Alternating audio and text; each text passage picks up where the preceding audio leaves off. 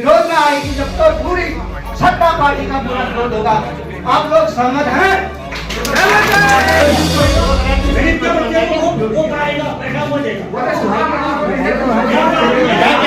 अरे पार्टी को घर में रखो ना, और राजनीति मत करो यार, स्कूल बचाने हैं, स्कूल की बातें करो ना, सही बात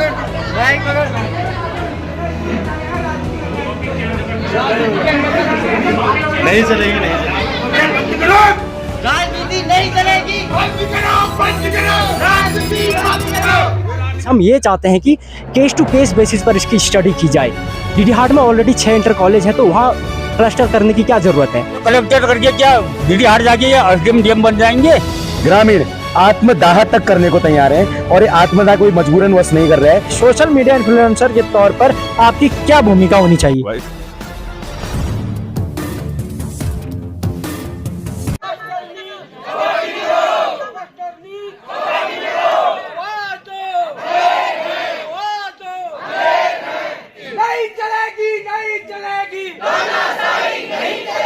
स्कूल हमारा बंद नहीं होगा,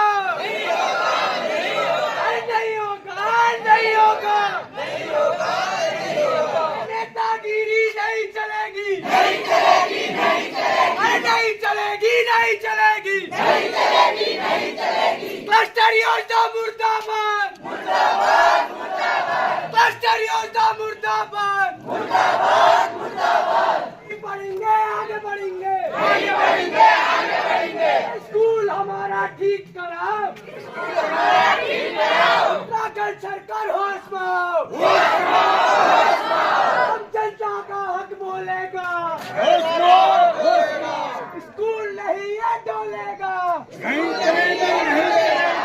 गामी सरकार होश में, अब चुप हम यहाँ नहीं बैठेंगे,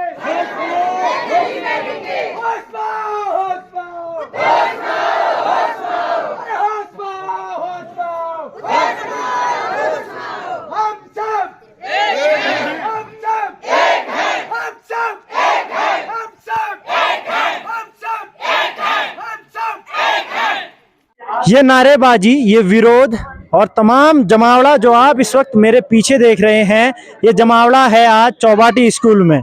इससे पहले आपने देखा था लिखधार स्कूल में जिस तरह से लोगों ने विरोध किया था इस क्लस्टर नीति का, आज उसी तरह से चौबाटी में भी विरोध चल रहा है।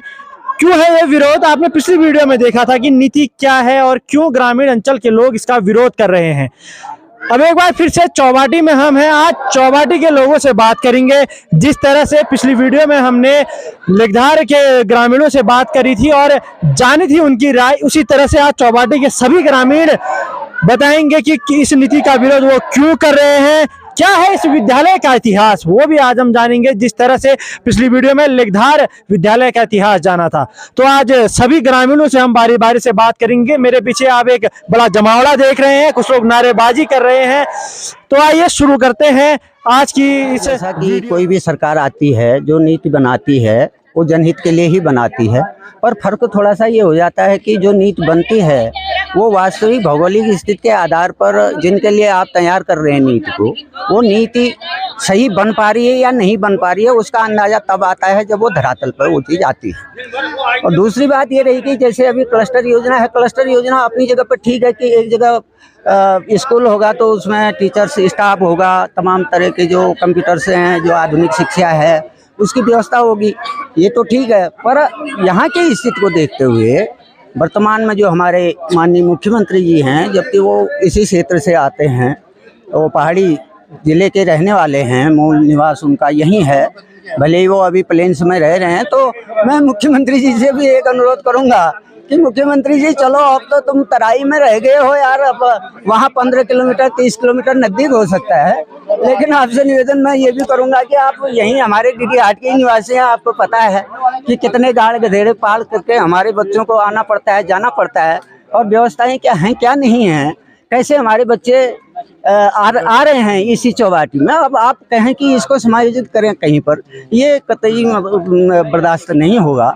और भी दूसरी बात, हमारे जो क्षेत्रीय विधायक जी हैं और विधायक जी से भी हम अनुरोध करेंगे, सत्ता पार्टी के विधायक जी हैं और वो भी सहयोग करेंगे हमको कि भाई हमारे जो चौबाटी में राजकीय इंटर कॉलेज है, इसको संसाधन युक्त जो ये दूसरी जगह हमें शिफ्ट करने की बात कर रहे हैं, तो हमें ही इसमें वो लाभ दिया जाए ताकि हमारे बच्चे अपने नज़दीकी क्षेत्र में अच्छी शिक्षा ले सकें।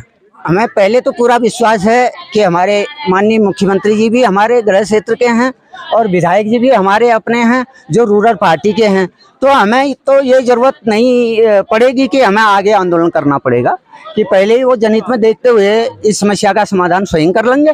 अगर नहीं करेंगे तो फिर उसके बाद सबसे पहले तो सरकार का तो विरोध होगा ही होगा। तो सबसे बड़ा विरोध अगर किसी को अगर यहाँ पर उसका सामना करना पड़ेगा तो क्षेत्रीय विधायक जी को करना। मेरी राय ये है कि दूर दराज क्षेत्र से इधर आते हैं, 5 किलोमीटर 10 किलोमीटर 15 किलोमीटर से दूर दराज क्षेत्र से लोग आते हैं, तो क्लस्टर विद्यालय यहाँ पे बने रहे चौबाटी पे, और इसको कोई परेशानी ना हो इस विद्यालय को। निश्चित तौर पर, क्योंकि सबका अपना अपना विरोध है। मैं इससे पहले लेखधार गया था, वो क्लस्टर नीति का विरोध कर रहे थे क्योंकि 10-15 किलोमीटर दूर, पहाड़ों में 10-15 किलोमीटर दूर जाना, भले मैदानी क्षेत्र के लोगों के लिए सुनने में ये कोई आसान सी बात लगे, लेकिन पहाड़ों में यह बहुत जोखिम भरा है, खासतौर पर बरसात में। इसी क्रम में हम आगे की इस वार्ता को बढ़ाएंगे। बहुत बहुत स्वागत है आपका खबरवाला में। सबसे पहले अपना नाम बता दीजिए। मेरा नाम पूरन सिंह देवपा। पूरन जी, जिस तरह से आज नीति का विरोध हो रहा है, इस नीति का विरोध हो रहा है, और जैसा कि मैं बार बार अपनी वीडियो में कह रहा हूं कि पहाड़ों में अब यह खुलकर यह विरोध सामने आ रहा है, तो आपका क्या कहना है इस नीति को लेकर? इस नीति को लेके मेरा तो विरोध है ही है। हमारे जो दूर दराज के बच्चे 5 किलोमीटर 10 किलोमीटर से आते हैं, उनके लिए हम विरोध करेंगे, और चाहे हमें विरोध करना पड़े, रोड में उतरना पड़े, हम उतरने के लिए तैयार हैं। क्योंकि हमारे बच्चे को DDR लेके यहाँ चौबाटी छोड़ने का कर्तव्य इनका नहीं बन सकता है, क्योंकि हमारे बच्चे वैसे थक जाएंगे और संसाधन नहीं है। खाली ये हमारी चौबाटी में जो बने क्लस्टर, चाहे सौंदेव को भड़गांव को मिला के क्लस्टर योजना हमारे चौबाटी में किया जाए, ये मैं सरकार से कहना चाहता हूँ कि यहाँ लागू होना चाहिए चौबाटी में। और चौबाटी के क्षेत्र से मतलब ऐसा अत्याचार ना हो कि जो चौबाटी क्षेत्र से हटा के DDR शिफ्ट किया जाए, तो ये गलत भावना है सरकार के प्रति। हमारा तो यही विचार है, पहले नीति खराब है। अगर ये नीति लागू भी होती है तो हमारे पास पर्याप्त संख्या में छात्र संख्या यहाँ पे थी, उसके बाद भी हमारा स्कूल क्यों इसमें अंकित किया गया। और हम चाहते हैं कि जो छोटे मोटे स्कूल हैं उसको जोड़ के, यहाँ जोड़ के इसको क्लस्टर बनाया जाए, ताकि हमारे जो बच्चों को परेशानी हो, दूर दूर से आते हैं उनको परेशानी ना हो। और कई परेशानियाँ, इससे कई हानियाँ भी हैं जो हमारे क्षेत्र की बिल्कुल नहीं है। हाँ, मेरा नाम दीपक है, दीपक सिंह देवपा। दीपक सिंह देवपा जी, क्योंकि आप एक युवा हैं और एक युवा के तौर पर आपका अपना गृह क्षेत्र है, तो जैसे कि क्योंकि पहाड़ में हर चीज़ की बेहद कमी है, हर चीज़ से मेरा मतलब है उन मूलभूत सुविधाओं से जो कि शहर में बड़ी आसानी से मिल जाती है, और अब एक ऐसी योजना कि गांव के स्कूलों को आप शहर में मर्ज कर रहे हैं, तो इस योजना को लेकर आपके क्या विचार है? बिल्कुल, पर मैं ये कहना चाहूँगा कि जो इस सरकार की वर्तमान नीति है, ये जो रिसोर्सेज है और इंफ्रास्ट्रक्चर को जोड़ने के लिए एक सही नीति है। बट आप एक नीति को अगर सभी स्कूलों में सेम मानदंड के साथ अगर आप अपनाएंगे तो कहीं ना कहीं किसी न किसी क्षेत्र पर इसका असर जरूर पड़ेगा, जिसका असर ये चौबाटी क्षेत्र पर होने जा रहा है। अगर आप यहाँ की भौगोलिक स्थिति को देखें तो ये भौगोलिक स्थिति इस प्रकार का है कि आप अगर इस क्लस्टर नीति को वर्तमान समय अगर चौबाटी से जोड़कर देखते हैं तो यहाँ का बच्चा परेशान होगा, यहाँ के अभिभावक परेशान होंगे, क्योंकि यहाँ ना तो इंफ्रास्ट्रक्चर डेवलप है, ना यहाँ रोड्स की सुविधा अवेलेबल है, ना ही गाड़ियों की सुविधा अवेलेबल है। सुबह एक बार गाड़ी जाती है और उसका वापसी का टर्न शाम के 5 बजे रहता है। उसके ऊपर जो इस क्षेत्र की भौगोलिक परिस्थितियाँ हैं, इस प्रकार का जंगल है, तो भविष्य में कौन इसकी जिम्मेदारी लेगा कि अगर इस प्रकार की कोई सी भी समस्या अगर किसी छात्र छात्रा के प्रति उत्पन्न हो जाती है तो कौन उसकी जिम्मेदारी लेगा। दूसरी बात मैं ये कहना चाहूँगा कि वर्तमान समय जो चौबाटी क्षेत्र है, इस स्कूल को DDR में क्लस्टर में शामिल किया जाना है। वर्तमान समय में चौबाटी में कोई भी इंटर कॉलेज स्कूल उपलब्ध नहीं है, यहाँ नहीं कोई प्राइवेट स्कूल पनप पाया, क्योंकि इस क्षेत्र का ये जो इंटर कॉलेज है, यहाँ के शिक्षक इतने गुणवत्ता से अपनी शिक्षा प्रदान करते हैं और यहाँ के अभिभावक भी नहीं चाहते कि उनका बच्चा प्राइवेट स्कूल में जाए। और जो हमारी केंद्र सरकार हो या राज्य सरकार हो, या इसी चीज़ के लिए जूझ रही है कि वो चाहते हैं कि हमारे जो सरकारी स्कूल के छात्र हैं सरकारी स्कूलों में ही पढ़ें और उनका प्राइवेट स्कूलों के साथ संपर्क कम हो। तो इस प्रकार से मैं बोलना चाहूँगा कि 5-6 स्कूल अगर DDR में प्राइवेट स्कूल हैं जो इंटर तक के हैं, और वर्तमान समय में आप फिर से क्लस्टर में आप DDR में ही आप जोड़ोगे, तो क्या चौबाटी क्षेत्र को इस प्रकार शिक्षा से विहीन करना कोई अच्छी बात नहीं है। अगर वर्तमान समय में भी आप अगर इस क्षेत्र की जनता शिक्षा के लिए लड़ रही है तो ये सोचने वाली बात है। हमारे राज्य सरकार में बहुत सारे ऐसे जो बहुत बहुत सोचने वाले व्यक्ति अभी विराजमान हैं, तो ज़रूर ही वो इस जनता की परिस्थिति को समझेंगे। और एक और मुद्दा है इस क्षेत्र का कि पलायन का मुद्दा, लगातार प्लान होते जा रहा है, लेकिन चौबाटी का क्षेत्र है वो बहुत कम अभी तक प्लान उसने झेल रखा है। लेकिन आप अगर एक बार क्लस्टर योजना में शामिल कर देंगे, डीडी हाट में आप बच्चों को भेजना चालू कर देंगे, तो जाहिर सी बात है चौबाटी की क्षेत्र की जनता का प्लान और ज़्यादा बढ़ जाएगा। तो सरकार को उन सारे बिंदुओं को फिर से सोचने की ज़रूरत है। और चाहे तो सरकार क्या कर सकती है, हम विरोध इसका नहीं कर रहे, क्लस्टर जो प्रोग्राम है इसका हम विरोध नहीं कर रहे, बस हम ये चाहते हैं कि केस टू केस बेसिस पर इसकी स्टडी की जाए। डीडी हाट में ऑलरेडी 6 इंटर कॉलेज हैं, तो वहाँ क्लस्टर करने की क्या ज़रूरत है। चौबाटी में सिर्फ एक इंटर कॉलेज है, आप इसको क्लस्टर में बनवाइए, इसी का इंफ्रास्ट्रक्चर विकसित करिए। तो इससे हमारे न केवल सरकारी स्कूलों की सुविधा जो इंफ्रास्ट्रक्चर है वो मजबूत होगा, बल्कि शिक्षा की गुणवत्ता भी मजबूत होगी। की तो उसके महीने की दवाई है, मैंने उस दवाई की व्यवस्था करनी है। कल को अगर ये कलेक्टेड फलेक्टेड डीडी हाट हो जाए, मैं उसके पीछे से लगे रहूँ, उसकी दवाई की व्यवस्था जो करूँ, उसका भविष्य खराब हो जाएगा। मैं कमाई नहीं करूंगा तो खाऊंगा क्या। इसलिए जो होना है चौबाटी में होना है। आज तक चौबाटी में पढ़ के डीएम एसडीएम बने हैं, बड़े बड़े ऑफिसर बने हैं, ये कलेक्टर करके क्या डीडी हाट जाके ये एसडीएम डीएम बन जाएंगे। यही करो जो करना है, यहाँ करो। और ये नहीं चलेगा, डीडी हाट स्कूल नहीं जाएगा। अगर जाएगा हम अमरण अनशन करेंगे, आत्मदाह भी कर सकते हैं। हम मजबूर हो रहे हैं, एक तो लड़के के वजह से वैसे ही मजबूर हैं, दवाई खिलानी है उसको। दूसरा तुम डीडी हाट बोल दोगे, जब उसको मिर्गी वहीं आ गई तो मैं क्या करूंगा। यही होगा, कॉलेज यही होगा मेरे, उसमें नहीं होगा तो हम जान भी देने के लिए आपने देखा कि ग्रामीण लोगों से हमने बात करी, और इस वक्त एक ऐसी शख्सियत खबरवाला के माध्यम से आप देखेंगे जो कि सोशल मीडिया पर बेहद एक्टिव हैं। यूट्यूब पर इनका चैनल है, और जब यूट्यूब और फेसबुक पर एक्टिव होने का जमाना नहीं था, ये तब भी एक्टिव थे। ये तब एक्टिव थे समाज सेवा को लेकर। रेड क्रॉस एक ऐसी संस्था है जो अपनी स्वास्थ्य सुविधाओं के लिए जानी जाती है। ये रेड क्रॉस से जुड़े हुए थे, और उससे पहले भी तमाम तरह के सामाजिक कार्य करके वो समाज के बीच बने हुए हैं, और आज एक बार फिर से अपने यूट्यूब चैनल के माध्यम से समाज के बीच बने हुए हैं। नवराज भैंसोड़ा जी हमारे बीच है, और मैं बहुत बहुत स्वागत करता हूँ आपका हमारे चैनल पर। जो ये क्लस्टर नीति है, क्योंकि आप एक सोशल मीडिया इन्फ्लुएंसर भी आप हैं, और इसके अलावा आप सामाजिक तौर पर भी जुड़े हुए हैं। तमाम क्षेत्र जो आप देख रहे हैं, तो इस नीति को लेकर आपके क्या विचार हैं? धन्यवाद बहुत बहुत हर्षित जी अपनी खबरें मुझे लेने के लिए। सबसे पहले कुछ बिंदु तय कर देना चाहता हूँ, क्योंकि आजकल है राजनीति का समय, कुछ कुछ पॉइंट क्या कट करके डाल देते हैं लोग। तो सभी लोग से मेरा अनुरोध है, जो चौबाटी की जनता है, इनका विरोध क्लस्टर नीति के लिए नहीं है। मैं अपनी बात को दोबारा दोहराऊंगा, हो सकता है आप हमारी बाइट दोबारा चलाएं। क्लस्टर नीति का विरोध नहीं है। चौबाटी की सम्रान जनता चाहती है, अभिभावक चाहते हैं कि क्लस्टर का जो केंद्र हो वो चौबाटी बने। अब वो क्यों बने, उसके पीछे कुछ तथ्य हैं। अभी एक भाई साहब थे हमारे, काफी सुंदर से उन्होंने बात बोली। वर्तमान में सरकार का जो नजरिया है, जो चौबाटी का इंटरमीडिएट है, इसको डीडी हाट में मर्ज करने की बात हो रही है। तो हम इसके विरोध में इसलिए हैं, डीडी हाट में पहले से 6 इंटरमीडिएट संचालित हो रहे हैं। वह तमाम प्रकार के सरकारी, तमाम प्रकार के प्राइवेट कॉलेज और स्कूल उपलब्ध हुए हैं। तो ऐसी स्थिति में चौबाटी में एकमात्र इंटरमीडिएट कॉलेज है।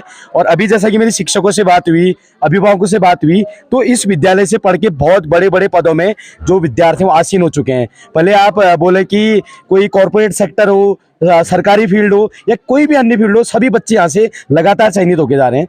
तो ऐसी स्थिति में हमारा फर्ज बनता है कि जो चौबाटी का इंटरमीडिएट कॉलेज है, उसको उसी के स्थान में यथासंभव बनाया जाए। और ग्रामीणों का ये कहना है, अगर सरकार हमारी जायज मांग को मानती है तो वेल एंड गुड, क्योंकि ये बहुत अच्छा तरीका था। एक एकत्रित होकर हमने इसका बहिष्कार किया है, और इस बहिष्कार में हमने किसी के भी मुर्दाबाद के नारे नहीं लगाए हैं। हम सिर्फ चाहते हैं कि सरकार को इससे चेताया जाए। लेकिन जो अगला कदम होगा, यदि आप नहीं मानते हैं, ग्रामीण आत्मदाह तक करने को तैयार है। और ये आत्मदाह कोई मजबूरन वश नहीं कर रहा है, क्योंकि इनके बच्चों की जो पाठशाला है, प्राथमिक पाठशाला है, वो है इंटरमीडिएट कॉलेज चौबाटी। आप बात करें पलायन की, उत्तराखंड में सरकार पलायन को रोकने के लिए विभिन्न प्रकार के काम कर रही है। लेकिन अगर आप उनको शिक्षा से वंचित कर देंगे, आप नॉर्मली एक बात सोचो, चौबाटी पे कोई बच्चा पढ़ता है और इस विद्यालय को आप डीडी हाट भेज देंगे, कोई भी माता पिता चाहेगा कि वो अपने बच्चे के साथ डीडी हाट जाके किराए का कमरा ले, किराए के कमरे में रह के अपने बच्चे को पढ़ाए। तो ऐसे में मैं समझता हूँ कि एक बच्चे के साथ अगर 2 पेरेंट्स भी जा रहे हैं, तो 150 बच्चे के साथ 4500, 450, लगभग 500 लोगों का एक बड़ा वर्ग डीडी हाट की ओर शिफ्ट हो जाएगा। तो क्या आप चाहेंगे कि चौबाटी के क्षेत्र में जहां आज तक पलायन नहीं हुआ है, वहां पलायन हो? तो आप नहीं चाहेंगे। तो सरकार से हमारी गुजारिश है, आपके एक एक्टिविटी यानी कि क्लस्टर योजना चौपाटी बनाने से पहली बात तो पलायन रुक रहा है, दूसरी बात जो विद्यालय की छात्र संख्या है वो यहाँ पे यथासंभव बनी रहेगी, और इस विद्यालय को आप यहीं पे यथासंभव बनाते हैं, DD 8 को कोई फर्क नहीं पड़ना है। लेकिन इस विद्यालय को अगर आप DD 8 शिफ्ट करते हैं तो इस क्षेत्र की दशा और दिशा को नीचे गिराने में पूर्ण दोष होगा सरकार का। इन्हीं शब्दों के अपने वाणी को विराम देता हूँ। फिर से धन्यवाद खबर वाला अर्षित मेहरा जी, थैंक यू। मेरा एक और सवाल आपसे रहेगा, क्योंकि आप सोशल मीडिया इन्फ्लुएंसर हैं। सोशल मीडिया में एक तरह का प्रकरण बड़ा फैलाया गया है, क्योंकि उत्तराखंड में बहुत ब्लॉगर हैं और सोशल मीडिया इन्फ्लुएंसर हैं, तो लोगों की अक्सर ये शिकायत रहती है कि जो सोशल मीडिया इन्फ्लुएंसर हैं, वो जो ब्लॉगर हैं, वो तमाम तरह की बातें तो करते हैं, सारी बातें वो करते हैं, लेकिन जब जनता किसी आंदोलन को लेकर मुखर होती है या जनता की कोई मांग होती है तो उसमें समर्थन नहीं मिल पाता। हालांकि आपका समर्थन मिलता है, लेकिन अपनी तरह उन अन्य सोशल मीडिया इन्फ्लुएंसर के लिए आप क्या कहना चाहेंगे, और एक सोशल मीडिया इन्फ्लुएंसर के तौर पर आपकी क्या भूमिका होनी चाहिए? बिल्कुल, बहुत स्पष्ट सी बात है, लोगों का बिल्कुल जायज प्रश्न है कि जिस उत्तराखंड की संस्कृति कल्चर को और डेली लाइफ को दिखा के हम लोग पैसा अर्जित कर पा रहे हैं, कमा पा रहे हैं, तो उनकी जिम्मेदारी आज चौपाटी विद्यालय पे भी बनती है, उनकी जिम्मेदारी उत्तरकाशी दराली पे भी बनती है, उनकी जिम्मेदारी मुनस्यारी के मैं माफी चाहता हूँ, वो क्षेत्र का मैं नाम बोल रहा हूँ, तो वहां पे भी सोशल मीडिया इन्फ्लुएंसर की भूमिका होनी चाहिए। व्यक्तिगत तौर पे अगर मैं अपनी बात करूं तो मैं वर्तमान समय में रेड क्रॉस सोसाइटी का स्टेट रिप्रेजेंटेटिव हूं, तो हमारी जो उत्तरकाशी की टीम है वो दराली की आपदा में पहुंच चुकी है। यदि आप मुनस्यारी की फाटा गांव से दाफा गांव में जिलाधिकारी महोदय जो कि रेड क्रॉस सोसाइटी के अध्यक्ष होते हैं, वो प्रत्यक्ष तौर पे जा पहुंचे हैं, और दाफा गांव में रेड क्रॉस सोसाइटी की ओर से जो त्वरित सहायता होती है, जो रिलीफ मटेरियल होता है, वो पहुंच चुका है। तो कहीं ना कहीं जो मेरी अपनी जिम्मेदारी थी मैं उससे तो मुक्त हो गया हूं, क्योंकि मेरी ऊपर की जिम्मेदारी है, ऊपर के पदों में, तो हमने अपने वॉलंटियर्स थे वो वहां तक शिफ्ट कर दिए। लेकिन अगर मैं इतर बात करूं सोशल मीडिया इन्फ्लुएंसर की, आप देख पा रहे होंगे कि आपके समक्ष मैं चौपाटी विद्यालय पे पहुंचा हूं। मेरा बहुत ज्यादा बिजी शेड्यूल था, लेकिन उसके बावजूद भी मैं आप सभी के बीच में पहुंचा हूं सिर्फ और सिर्फ जन मुद्दों की लड़ाई के लिए, क्योंकि चौपाटी क्षेत्र की संभ्रांत जो जनता है वो नवराज ब्लॉग्स को रेगुलर तौर पे फॉलो करते हैं, और आपका प्यार इतना मेरे को मिला है, आपके जैसे आज एक सोशल मीडिया इन्फ्लुएंसर की छवि जो मैं प्राप्त की है वो आप ही का योगदान। तो मैं चाहता हूं कि जिस वक्त आपके बच्चे परेशान है, अभिभावक परेशान है, हमारी जनता परेशान है, हर्षित भाई की तरह मेरी तरह आप लोग भी इन जन मुद्दों को उठाएं, प्रखरता से उठाएं, क्योंकि इन्फ्लुएंसर का मतलब सिर्फ गाना गाना, रील बनाना, लोगों का मनोरंजन करना नहीं है, अपितु जो जन मुद्दे हैं उन पे भी फ्रंट लाइन पे आना चाहिए। तो जितने भी इन्फ्लुएंसर मुझे देख रहे हैं, यदि आप जनता के बीच में प्रत्यक्ष अप्रत्यक्ष तौर पे रहते हैं, तो इन जन मुद्दों में भी आपने उस लड़ाई पे आना चाहिए।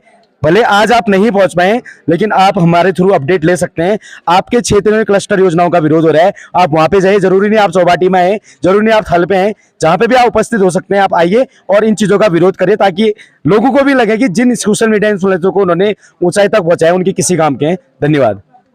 एक निर्माणाधीन भवन जो आप देखेंगे, और मेरे पीछे एक नया भवन, इसे बनाने में जब मैंने लोगों से बात करी तो इसे बनाने में लगभग करोड़ों का बजट आया है। सरकार एक नई नीति लेकर आई, क्लस्टर नीति।